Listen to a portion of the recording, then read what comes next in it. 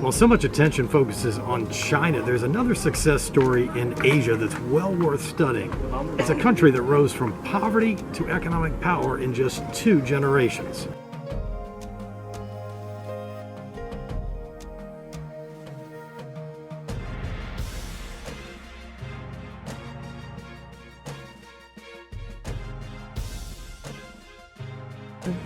It's a country whose ambitions are literally sky high.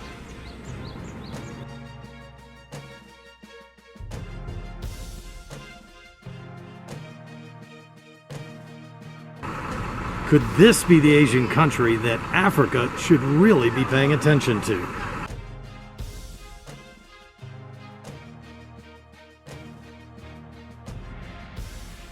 And this isn't just an idea that I dreamed up in Seoul. Researchers also are asking, what can South Korea's incredible rise to riches during the past 50 years teach Africa about fast growth? Let's consider for a moment just how unique and really amazing South Korea's situation is. First off, it's a rather small country. You could fit 4 South Koreas into California or 5 into Kenya. Packed into that land area, you have one of the world's biggest cities, farms, mountains, parks, factories, 24 million motor vehicles, 500 golf courses, a tropical island, and 51 million people. But as the world's consumers, especially young people, know, Korea's increasing influence isn't just measured by these raw numbers. Just think of all the global Korean brands out there today and the global bans. Worldwide, awesome. A small travel for a better future. Feel it in the air. Feel it in our moves. Sing it out loud. Sing it out proud.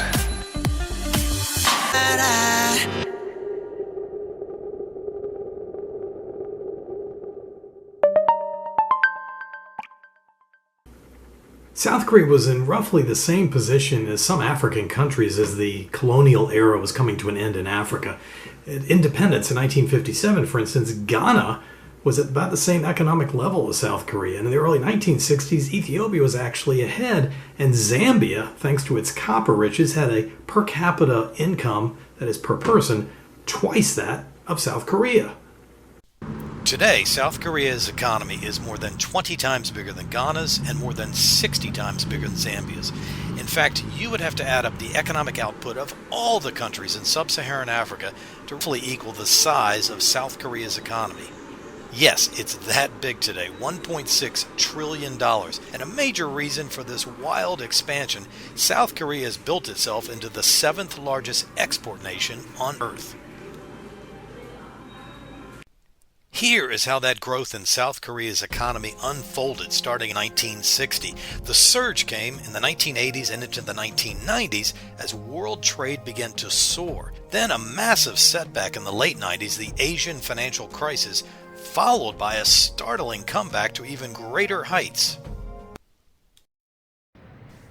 So how in the world did South Korea get so far so fast, especially when Koreans were in a really tough spot in the 1950s after a devastating war with communist North Korea, which was backed by China, while fighting alongside South Korea were American forces totaling 1.7 million personnel and other allies. Here at the National War Memorial in Seoul, the 21 countries that contributed forces to the Korean War of the 1950s under the United Nations flag are honored. One was from Africa.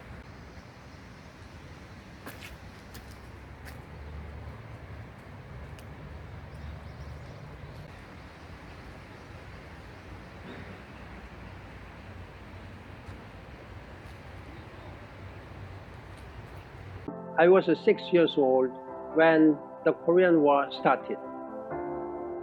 We had to run from our homes to the mountainside. We could see my village burning. The United Nations saved my family and my country.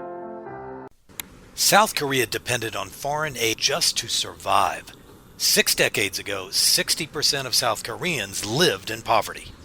This man changed South Korea's trajectory. General Park Chung-hee took control of a military dictatorship after a coup in 1961, and then Park, backed by America, built up industry by giving access to loans for entrepreneurs who could drive companies to compete on an international level. Korea's exports boomed. Under Park, South Korea created a steel company from scratch in 1968. Today, POSCO is the fourth biggest steelmaker in the world. Korea did the same in auto manufacturing, shipbuilding, textiles, and of course, consumer electronics. The big conglomerates that resulted are known as chaebols. Korea's government set ambitious growth targets for exports, and Koreans worked 6 days a week for decades to achieve them.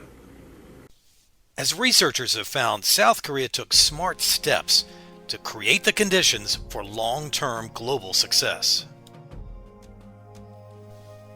The government invested heavily in education, dramatically increasing literacy. These investments were made at home for schools in Korea, as well as sending Korean students abroad to bring knowledge back. In some African countries, the politicians fixate on this idea of how much of today's economic pie can I control, rather than how can I make this economic pie a whole lot bigger. And in South Korea, the political leaders early on rallied around the idea of growing the economy as much as possible, because they knew that would strengthen the long-term prosperity of Koreans and Korea's place in the world.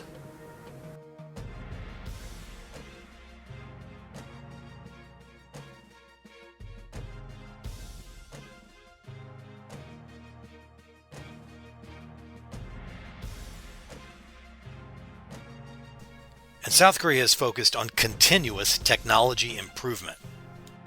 And power was decentralized to local and regional governments so that they could pursue their own growth plans, which helped to spread success beyond Seoul. Ethiopia, in pursuing its industrial export strategy, has adopted another technique that South Korea used to great effect, and that is forming joint ventures. And this one is between Ethiopia's Marathon Motors and South Korea's Hyundai, the big car giant, to make cars in Ethiopia and also to sell them elsewhere in East Africa. Now, South Korea's march to global success was not without setbacks, and the biggest came in 1997 when several of these chaebols failed. And that scared international investors who yanked huge sums of money out of the South Korean economy, which caused the economy just to plunge and forced the government to have to go to the International Monetary Fund for a rescue. The IMF came up with a $58 billion loan package to keep the economy afloat. But that also came with demands for economic and financial reforms. In a remarkable show of national resolve, over 3 million Koreans donated gold, their jewelry, and other personal treasures to help pay off that IMF loan early. And the economy of South Korea set off on another huge growth surge.